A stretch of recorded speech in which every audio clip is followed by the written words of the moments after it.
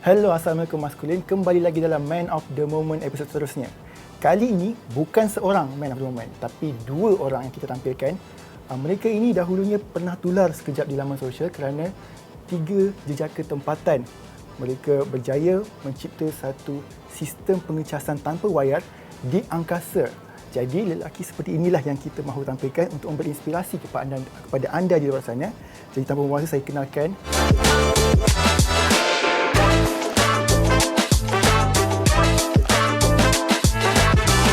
Di sebelah saya ini adalah Muhammad Razlan Damir Hamdan, atau kita kenal sebagai Razlan, betul? Betul. Dan di sebelah sana pula adalah Muhammad Kamil, atau lebih mesti dikenali sebagai Matt, betul? Betul. Okey, pertama kali kita mengucapkan selamat datang dan juga terima kasih kerana sudi untuk meluangkan masa bersama dengan Maskulin pada hari ini. Nama kita dah kenal, jadi sekarang kita nak kenal lebih dalam lagi lah. Mungkin boleh perkenalkan mungkin asal usul daripada mana, latar belakang pengajian, latar keluarga, sudah berkeluarga ke belum, dan juga kerjaya sekarang tu. Itu ceritalah, ramai orang nak tahu ni. Saya punya latar belakang saya dalam bidang electrical engineering. Dulu belajar dekat UiTM. UiTM di hatiku selamanya. Jadi maksudnya dulu study tu di bidang degree ke ataupun dah sampai master, PhD maybe? Ke? So saya belajar sampai ke degree. Bagaimana pula dengan Matt? First I took electrical engineering for 1 semester. That's why kita orang kenal sama kelas. Okay. And then I quit because I want to pursue business. So and then I masuk UiTM Lendu untuk business studies and then degree in international business di Puncak Alam. Jadi mungkin penonton tanya, mungkin sebenarnya bertiga tapi kenapa yang datang dua? Jadi mungkin saya boleh explain sikit kat sini lah. Sebenarnya seorang lagi iaitu Lee Guo Rui ataupun dikenali sebagai, lebih mesti dikenali Justin. Betul. Dia sedang menetap di Amerika Syarikat. Antara Matt, Razlan dan juga Justin ni, macam mana korang boleh berkawan? Adakah kawan daripada kecil ke, baru bertemu dekat universiti ke, macam mana ke?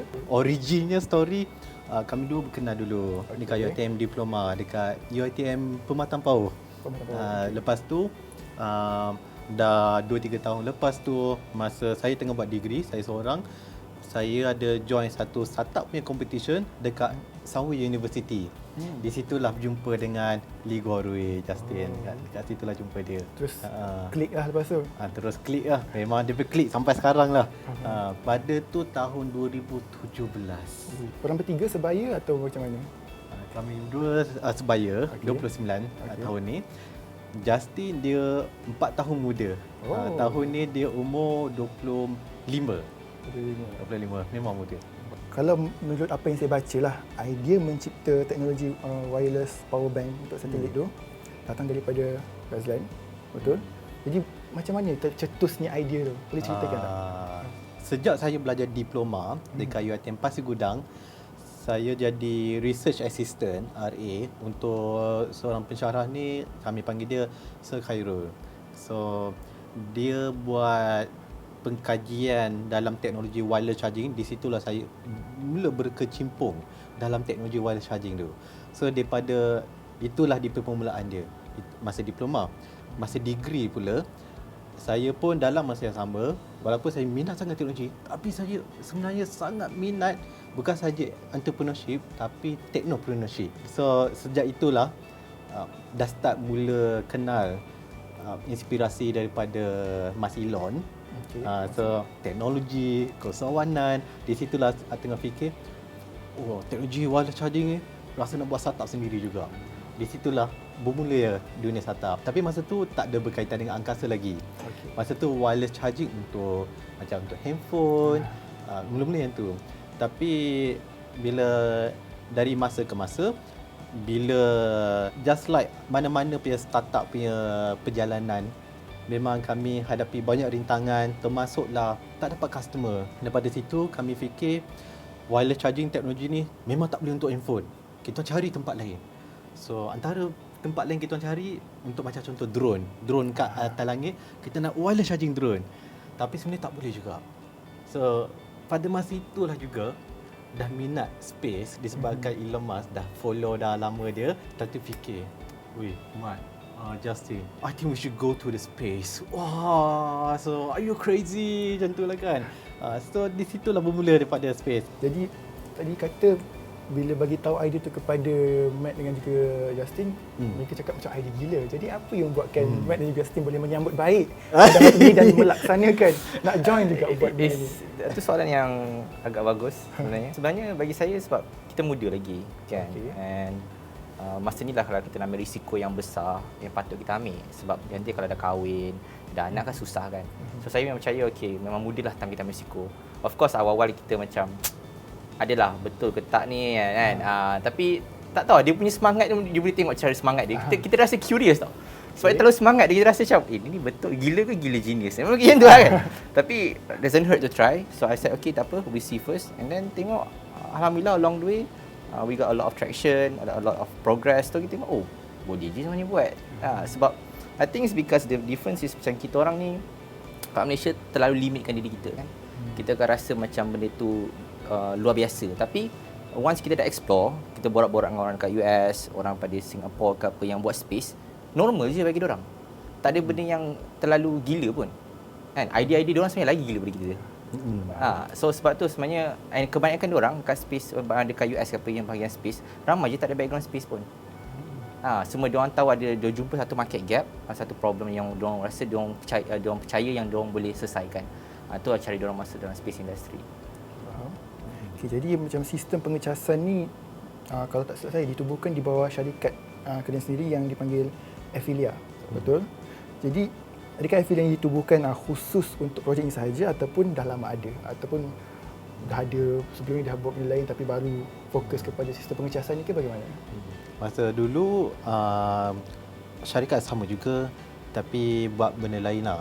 Buat benda lain tu teknologi sama tapi untuk handphone, nak wireless charging handphone. Tapi kita orang kata dah pivot lah. That's the dalam dunia startup kita pivot. So syarikat yang sama juga tak ada ubah apa-apa. Cuma kita ubah aplikasi teknologi kita je. Daripada handphone kita terus pergi ke angkasa. So yang sama jugalah. Jadi Afilia ni sudah wujud sejak tahun bila? Kalau ikut betul-betul tu mendaftar syarikat tu Senyum Berhad tu betul-betul tahun 2020. Tahun 2020. Tapi perjalanan startup tu sendiri cuba talk to customer semua tu bermula kalau ikut betul-betul tahun 2017. Teknologi yang dibangunkan, sistem pengecasan ni akhirnya mendapat perhatian daripada Astrolab. Jadi macam mana akhirnya Astrolab boleh nampak projek ni? Kami bila dapat bukan saja interest tapi kami dah sign dah. Kami dalam keadaan macam tak sangka. Macam orang kata kita ni macam daripada Malaysia je. Lebih-lebih lagi ni projek yang bukan, tak usah kata projek dekat bumi, projek dekat bulan lagi. Sepanjang berapa minggu, actually dah berapa bulan ni kan, kami dalam keadaan orang kata bahasa English surreal lah. Berasa macam you tak you je. Tapi macam mana boleh berlaku tu? So bulan 10 tahun lepas ada satu angkasa punya event dekat Sheraton Hotel dekat KL panggil APSCC. Nama penuh dia Asia Pacific Satellite something lah. Dekat situ orang kata mulut manis ni nak minta tiket free, bagilah tiket free masuk event tu. Mahal tiket dia, memang mahal. Kalau tak silap saya dekat $1,000 US dollar. Hui, $1,000 duit memang tak ada lah. So orang kata mulut manis, minta lah free semua, dapat alhamdulillah, dapat free. Dapat free. Itulah. Biasalah usahawan semua kena macam tu. Tak ada duit, minta free. Dia sentiasa ada cara. Memang kita boleh explain lagi. Tapi untuk kes tu dalam masa yang sama, semua peserta-peserta yang join exhibition tu dah ada dapat contact. Di situlah ada seorang a very very nice woman, American woman. Dia contact, "Hi Razlan, I see that you are attending the APSCC. I'm hoping that we can have a meeting together." Tengok ni dekat LinkedIn. Inilah advantage LinkedIn. LinkedIn sangat penting. Dekat LinkedIn tengok profile dia. Uish, biar betul company ni projek bulan tu. Kami pun macam, serius lah. So itulah titik permulaannya. Sampailah kebetulan menang Startup World Cup ni, event lain pula, menang Startup World Cup, dapat pergi US. Apa lagi pergi US? Hi, we are going to America. We should set up a meeting dekat California. So di situlah jumpa, pergi, bukanlah kilang dah, pergi office diorang dengan tempat diorang kata berketuk-ketuk tak adalah, tempat R&D diorang. So memang wah, orang kata rezeki lah. Macam itulah perjalanannya. Okey, jadi macam di Astrolab, kalau yang saya baca dia kata Astrolab menandatangani perjanjian dengan SpaceX untuk mengangkut rover ataupun perayau pertama ke bulan pada 2026. Jadi kalau apa yang saya faham lah, betulkan ke saya kalau saya salah, pada tahun 2026 inilah yang ciptaan kalian ni akan dibawa ke bulan untuk diuji, betul? InsyaAllah. That's the aim lah. That's the aim. Jadi That is the aim. boleh explain more detail lagi tentang perkara ni? So dia kalau in terms of space punya teknologi ni, awal-awal kita kena buat ground demo dulu, which is kita target insyaAllah bulan 5 atau bulan 6 ni kita akan buat ground demonstration kat sini. And next year insyaAllah kalau mudah urusan kita akan buat space demo. And 2026 kita akan buat moon demo. So kalau dapat kontrak ni, kita sebelum tukar kepada sales contract, kita kena tunjukkan teknologi tu berkesan di environment yang sebenar situlah. Tu yang function kita orang akan buat testing kat situ sebenarnya. Jadi bila menerima berita pertama kali menerima berita yang akhirnya teknologi ciptaan aku ni akan dibawa ke bulan 2026, bagaimana excitement ketika itu? Boleh ceritakan keterujaan dia dan apa persiapan korang menjelang 2026 ni? Nak lagi berapa tahun ni nak hantar tu? Orang kata feeling tu sampai ke tahap sujud syukur tu buat ke tak? Time tu tak ingat. So untuk projek ke bulan, kita akan buat teknologi demonstrasi dulu dekat bumi dulu. Itu tahun ni. Actually dalam bulan 5 atau bulan 6 insya-Allah. Tahun seterusnya 25 kita nak buat teknologi demonstrasi tapi dekat angkasa, pusing dekat keliling bumi saja dulu. Masa tahun 26 itu time tu barulah pergi ke bulan. Tapi pergi ke bulan testing juga supaya insya-Allah harap rakyat Malaysia semua boleh berdoa sampailah tahun 26 bila teknologi kita pun menjadi dekat bulan tahun 26, di situlah kita convertkan jadi sales contract. Itu dari segi bisnes lah. Tapi selain pada projek dekat US, kita alhamdulillah baru beberapa minggu lepas, actually mungkin sebulan lepas, kita orang dapat lagi satu customer projek bulan juga daripada Norway. Alhamdulillah. Yang tu orang kata, yang tu pun melalui LinkedIn juga. Yang tu pun orang kata rezeki yang tak tersangka jugalah. So daripada Norway, company ni panggil Solstice. Solstice Mining. And apa yang diorang buat ni agak menakjubkan lah, agak orang kata you are so crazy macam tu lah kan, tapi bahasa Eropah lah kan, tak macam mana logat tak tahu lah kan, tapi tapi apa yang diorang buat ni, diorang nak bina satu, orang kata plan lah kan, diorang nak bina satu plan dekat bulan ni di mana diorang boleh proseskan tanah bulan tu jadi baja organik untuk cucuk tanaman pokok-pokok, bukanlah pokok, untuk agriculture lah. Pokok letak pokok tu macam terbayang pokok kelapa sawit tiba-tiba dekat bulan kan, tapi untuk tanaman-tanaman agriculture. So itu apa diorang buat. Tapi ada masalah dia. Masalahnya adalah dekat bulan elektrik apa semua tak ada lagi. Di situlah that's where we come in lah. So kita akan membekalkan tenaga elektrik. Kita boleh cerita lagi apakah teknologi itu apa yang kita buat dekat bulan sebenarnya. Tapi untuk company Solstice ni, Norway ni, kita bekalkan elektrik kepada Solstice. Sebab lepas ni akan banyak lagi projek ke bulan sebab diorang nak bina infrastruktur dekat bulan tu. So diorang kan ada aim untuk ni secara global lah. Semua tengah ada aim nak colonize the moon. Tapi sebelum manusia pergi sana, kita kena bina infrastruktur dulu. Sebab tu sekarang for the upcoming years akan ada banyak company akan pergi ke sana untuk bina infrastruktur. Sebab tu kemudian dia baru akan translate kepada boleh manusia duduk kat sana apa semua. Itulah sebenarnya plan. Kenapa banyak company-company ni tengah nak bina dekat sana. Membangunkan projek macam ni, lagi-lagi pula tentang angkasa, I'm sure it's not an easy thing kan. Jadi saya yakin mesti ada banyak juga jatuh bangunnya. So ada tak kenangan-kenangan yang paling mencabar, paling sukar, paling kecewa ataupun yang paling terkesan lah dekat hati yang pernah berlaku sepanjang nak merealisasikan projek ni? Mungkin boleh kongsikan sikit.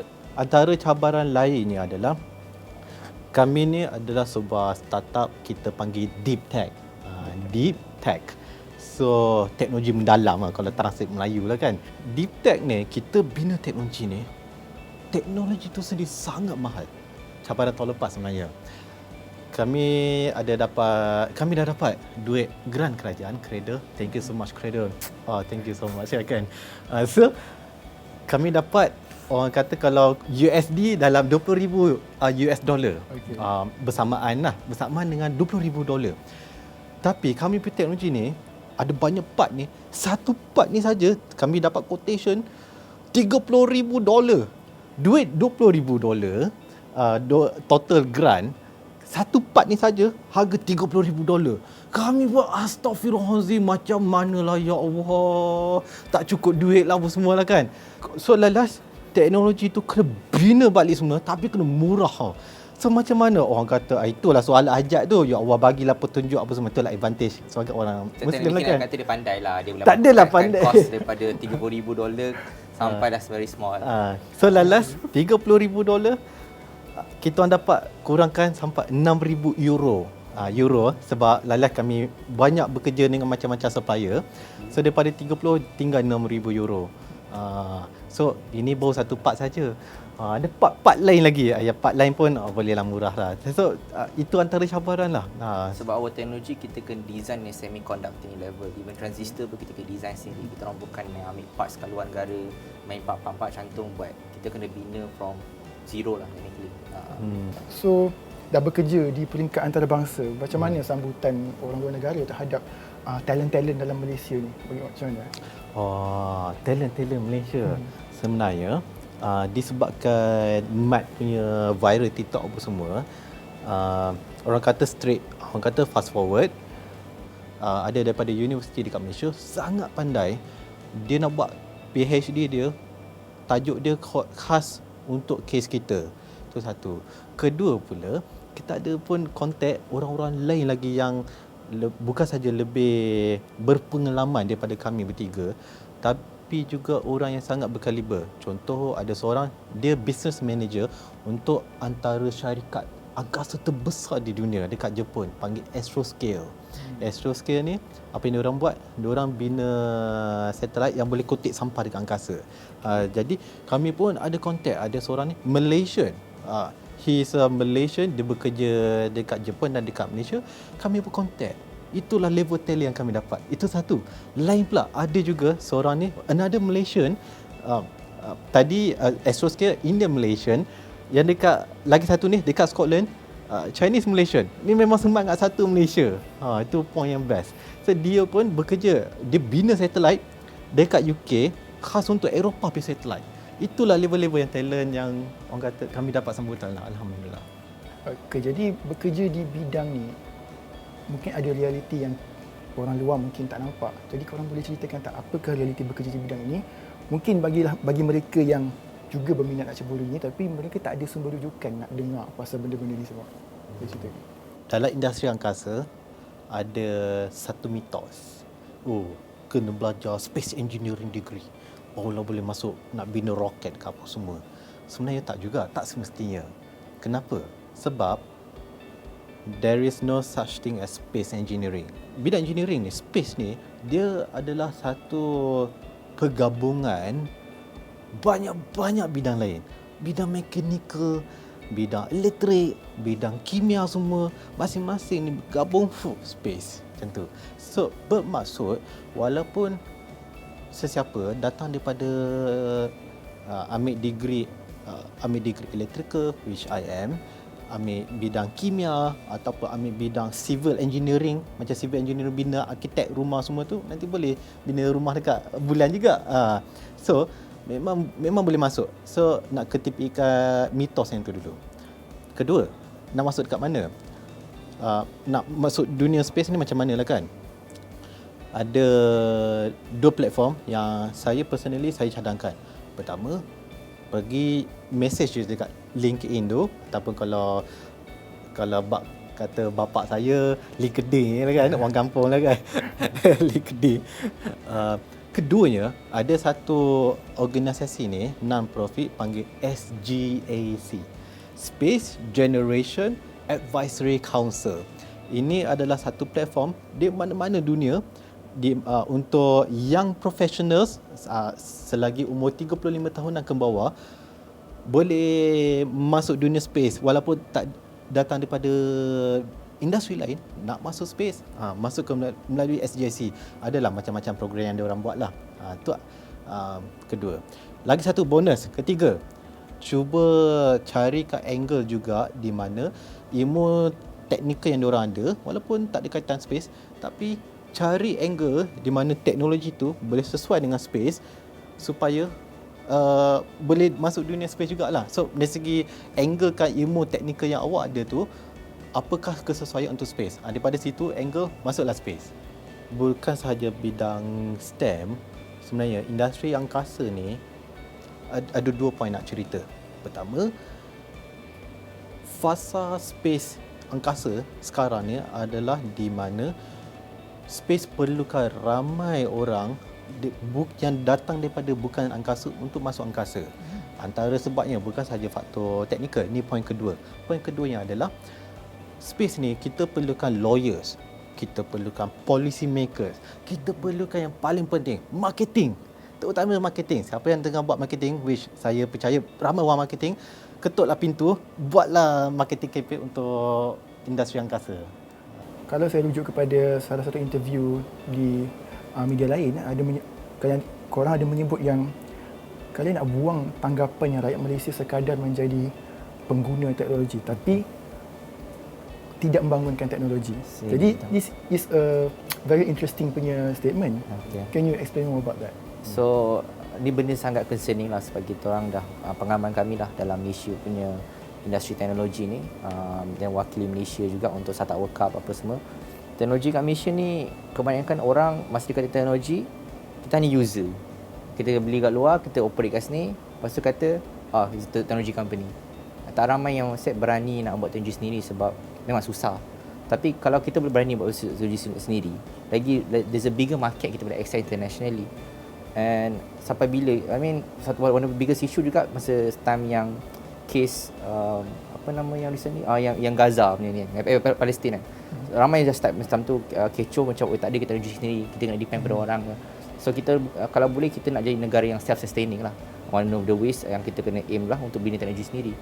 And memang boleh katakan even dalam bidang teknologi juga, misalnya kami wakil Startup World Cup kat Malaysia, 90% masih buat apps lagi. Okay. Pergi US, masa dekat wakil sana most 90% dah tak buat apps lah. 10% itu dia buat apps lagi. 90% dah buat deep tech. And even company yang macam program macam YC is the world's biggest startup punya program, accelerator program. Diorang pun sekarang dah start invest in companies yang boleh bring back manufacturing in dekat sana, US lah. So tu problem kat Malaysia. Kalau you tanya anyone kat Malaysia, nak buat tech apa kan? Wah, ada app nak buat idea ni, ada buat app ni. Dia terlalu saturated. Bukan kata tak ada langsung market, tapi terlalu saturated. Simple, kat phone kita banyak je apps yang kita guna. Kan? So sebenarnya Malaysia ni banyak je industri yang boleh kita tengahkan. Contoh macam kat Penang kan semicon industri. And saya dengar sebenarnya applied materials, right? Applied materials is also one of the market yang kita boleh try to venture into lah sebenarnya kat Malaysia. So inilah benda yang bagi saya apa yang kita perlukan terhadap Malaysia sebenarnya. Banyak sangat orang pandai, tapi itulah mungkin tak ada satu platform atau tak ada exposure untuk nak buat benda macam ni lah. Itulah bagi saya agak concerning sebab sampai bila kita nak jadi sebagai user. So memang dalam government meeting banyak kali on the way selalu keluar topik tu. Kita berkata teknologi ke user country, we not teknologi ke developer country, we teknologi ke user country. And always time and time again. Tapi ada setting siapa yang nak buat. Sebab tu kami nak tengahkan diri kami, bukan nak kata apa, kami keluarkan diri kami ni sangat tunjukkan yang bukti kita sebagai Malaysia boleh je bina teknologi yang advance sendiri. Berharap orang lain, orang muda lain ada aspirasi untuk bina teknologi sendiri jugalah. Itu yang sebenarnya apa kami rasa tanggungjawab kami in a way lah sebenarnya. Jadi mungkin kata-kata terakhir lah daripada orang. Mungkin boleh bagi sedikit nasihat kepada anak-anak muda di luar sana yang berusia 20-an yang mungkin sampai sekarang ni masih lagi tercari-cari hala tuju kejayaan mereka. Sesiapa yang berminat untuk berkecimpung dalam kerjaya startup, secara spesifiknya startup, you have to think big. Kena fikir besar. Tapi jangan fikir besar dari segi delusional ke, tak adalah. Nak contoh, saya nak bina planet baru, yang tu tak adalah. Apa? Tapi pada pokoknya, kalau awak nak bina startup, please think big. Think big, think global. And think global ni bukannya saya bina kecil-kecil dulu, tahun kedua, tahun ketiga, okey lah, baru saya fikir nak expand ke market negara lain. Tak. Bukan saja from day one, but from day zero dah kena fikir dah global. Dah. So, ni cerita sikit lah kot. I mean, I think kalau muda, I think exposure. Force yourself to go explore. Ini story a bit, when we went to the Startup World Cup dekat US tu. Saya remember dekat event tu, of course the expectation kat event tu akan ada investor, akan ada founders lain, akan ada corporates. Yang surprise dia, banyak student kat. And kita orang pun macam, apa banyak student. And diorang tahu some of the companies tu akan potentially akan be one of the upcoming top in the world. So diorang actually go there, memang muka dia memang segan, nampak. Even diorang student daripada Berkeley, Stanford, memang top kat dunia kan. Tapi ibu nampak diorang segan buat resume diorang. Malu nak tegur, tapi diorang still do it. Diorang go out and approach.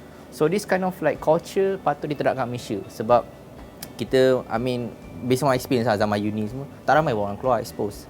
Tak ramai pun keluar nak try to find knowledge, explore ni kan. Even yang dia unik sikit lah masa kat UiTM pun. Even when Asim pun ada tak orang lain pada yang batch dia pun, yang kawan-kawan yang keliling yang keluar macam dia. Macam dia pergi Sunway. Even kat UiTM dia pergi Sunway, pergi masuk program sana, pergi program sini. Go out macam ULDP, Aziata tu. So this kind of thing I think patut diterapkan kita, like, especially time muda. Sebab time muda lah kita paling banyak masa sebenarnya nak explore. And try explore, pergi sana sini, tanya orang, join program mana-mana. Jangan segan tu memang akan ada. Nak kata jangan segan tu menipu lah. Kita orang segan awal. Sampai sekarang segan sebenarnya. Kan? Tapi it's just that walaupun segan tapi kena buat juga. It's like I like this one quote. It says that you're not courageous because you don't have any fear. You're courageous because you have fear but you still do it nonetheless.